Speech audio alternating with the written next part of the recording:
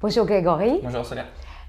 Dans cette interview, j'aimerais bien qu'on se focalise sur une étape dans la vie de développement d'innovation qui est ce qu'on peut appeler business. Parce que, comme on en a discuté, c'est intéressant d'avoir des idées, mais à un moment, il faut que ça corresponde à un réel business pour l'entreprise qui d'ailleurs n'a pas que l'innovation comme activité, qui a des activités plus globales.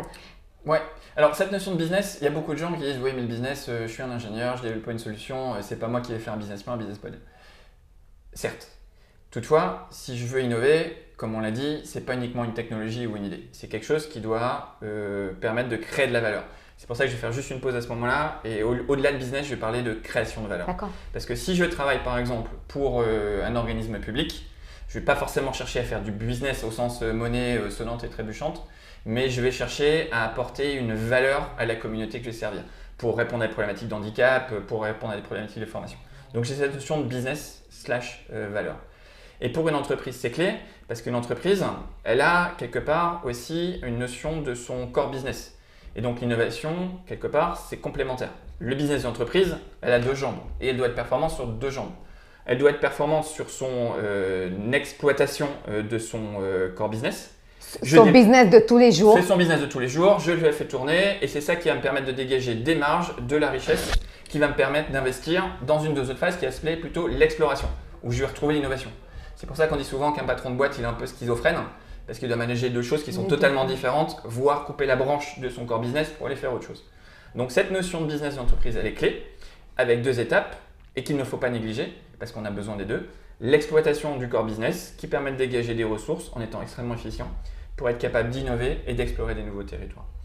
Et cette notion de business ou de valeur qu'une entreprise doit développer, elle doit toujours se poser la question comment je vais la créer.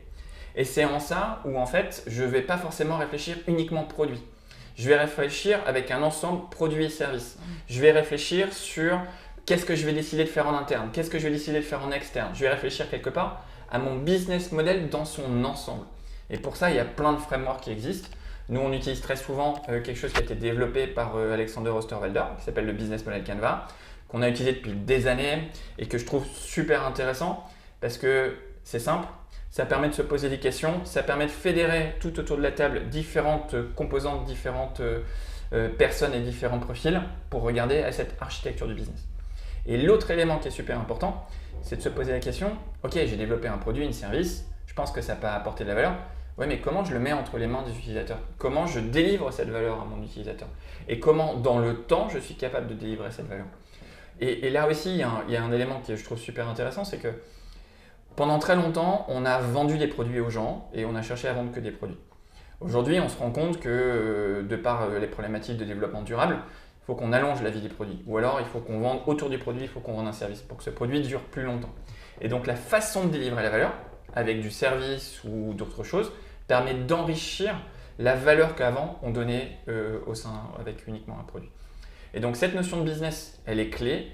En règle générale, quand je discute avec des directions d'ingénierie, elles n'ont pas le mindset parce qu'elles développent des solutions technologiques et elles ne vont pas regarder cette notion de business, la notion de coût, la notion de façon de distribuer la valeur ou ainsi de suite. Et ça c'est clé. Parce que ça reste une entreprise. Sinon, ça reste une idée théorique qui ne va jamais être réellement lancée sur le marché. Et là aussi, encore une fois, moi j'ai plutôt tendance à parler avec des grands groupes, mais je ne veux pas oublier les structures qui sont plus petites. C'est clé aussi pour elles. Et donc, elles doivent bien sizer quelque part le produit ou le service qu'elles veulent développer pour un coût de développement qui sera donné, pour apporter une valeur qui sera donnée. Et à mesure qu'elles se développent, elles vont élargir le champ des possibles. Et ça permet d'éviter de se dire « Oh, il me faut 1 million, 2 millions, 3 millions, 5 millions pour un projet ».